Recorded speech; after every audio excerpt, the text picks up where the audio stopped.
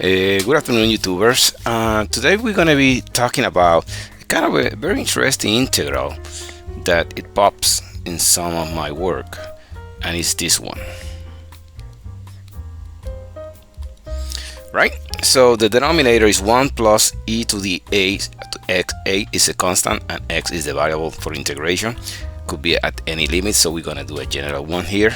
And there's many ways to do this, to work this, but absolutely we get used to always use substitution, and substitution will work on this one as well.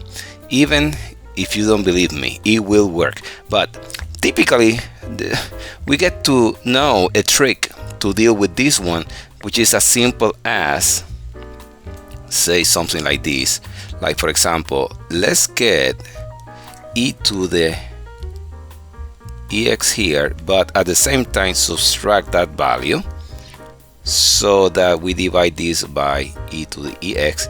So when you check that, basically this subtract this one, so it will cancel out and you will get back to the same original integral. So what's the trick here? Well, the trick here is when you do that, then you can divide your integral in two parts. One will be like this, and the second part, which is negative here, will be e to the ex over 1 minus 1 plus, sorry, e to the ex dx.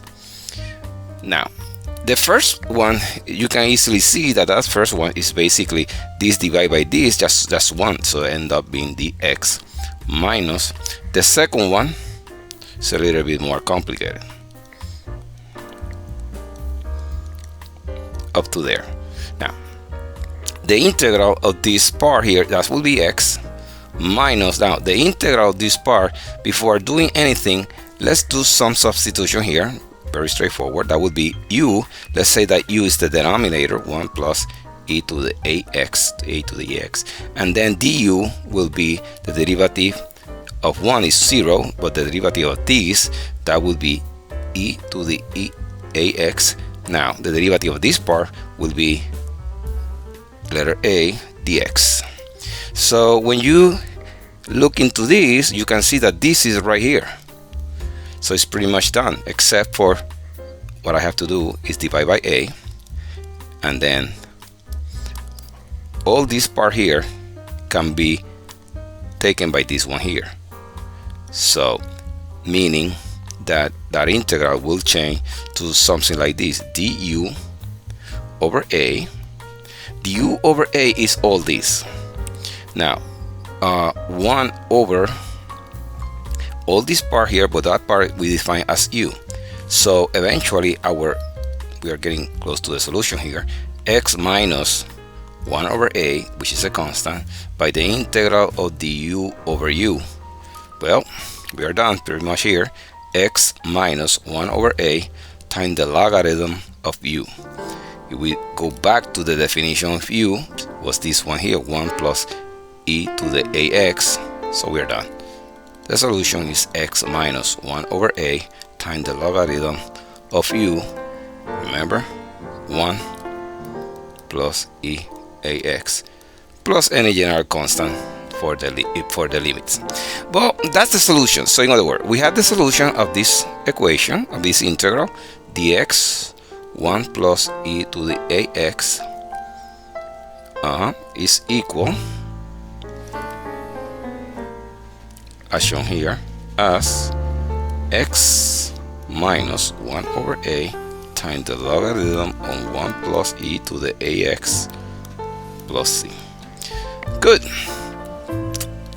Very straightforward. However, let's do an alternative to this. Let's go back again and let's do this integral, but let's write it here. So this is the twist. We're gonna do this integral, but not by doing that trick of adding and subtracting e to the ax. That's kind of fancy. Let's do the regular way. The regular way when you see things like this is to say, hey, u is gonna be 1 plus e to the ax. This is typical what you will do. And now Well, the next thing is what's going to be du for the dx. Du will be the derivative of this because the one is 0, so we're going to end up with a to the x dx. Problem. Why there's a problem? We don't have this here. It was before, but not now. What we're going to do? We want to continue. Let's see where this takes us. So du a to the ax equal dx, because that's what is here. But what's this? Well, it just happened that that part here there can be taken from here. So u minus 1 will be e to the ax. Now, if we substitute this part here and this definition here in the integral, that will be, let's see, dx is du. Let's take the 1 over a out. How about the ax? Is that this one here? That's du, u minus 1.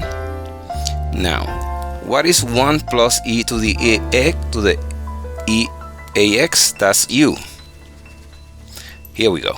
So we change variable from this type of integral to this one. Now, that one we can do partial fraction integration. And we can say that that can be divided in two parts. One will be like this, a over u minus 1, that integral, plus another integral that would be b over u. Let's say we open this one as well, b over u, and this is going to be du, and we close here.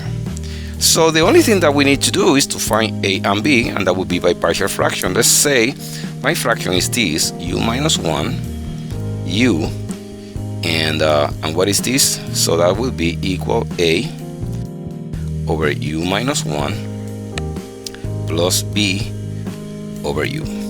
If we multiply by this denominator across, we're going to end up with 1 equal a times u plus b times u minus 1. Very easy. Now, when u is 0, then b, for this case, b is minus 1. When u equal 1, this is cancelled out, and a equal 1. So what that tells us is that our integral here, 1 over a, the integral, the u minus 1, u, is now 1 over a, the integral, let's open here a bracket, of a, but a is 1, so that end up the u minus 1 plus b, but b is minus 1, so let's get this negative here, negative the integral of the u over u, close bracket. We are pretty much done. So the final solution here will be 1 over a. What is this? That's the logarithm of u minus 1 minus, what is this? Log of u. If we apply logarithm rule, 1 over a logarithm u minus 1 over u. If we apply what it was, the value of u, the original value of u right here. So with that in mind, 1 over a logarithm 1 plus e to the ax, but this one was ax. Alright, since this is the general solution for this integral, dx over 1 plus e to the ax, right? And it's kind of interesting because this solution here seems a little bit different to the original. What was the original? Let's get the original right here. This is the original.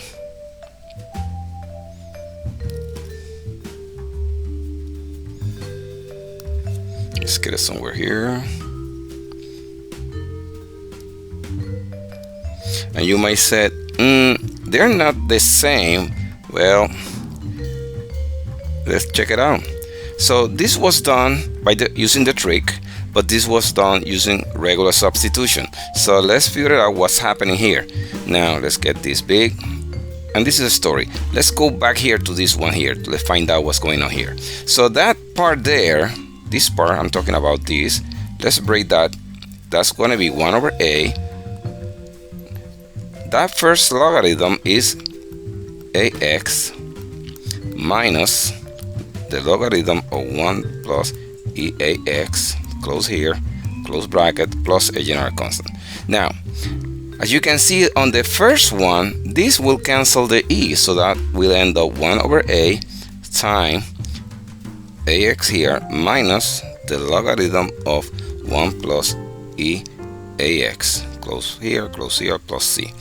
As you can see, when we work on the first part, this time this, that will give us x minus 1 over a, which is exactly what we have here, logarithm of 1 plus eax plus c.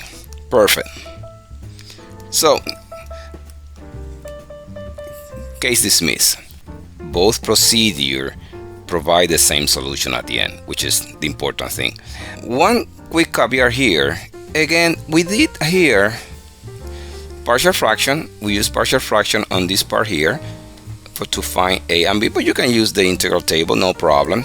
Remember that that integral, the one that I show up, looks like this, but in the integral table will look more like this: x plus a, x plus b, and that will be 1 over b minus a times the logarithm of x plus a, x plus b, and for any general constant. Now, what we had was this, dx, du, u minus 1 times u. Now, you compare this to this one, it's pretty much the same, except that we are saying is that a is minus 1 and b is equal 0. There's no b on this part. So we can apply the same rule here.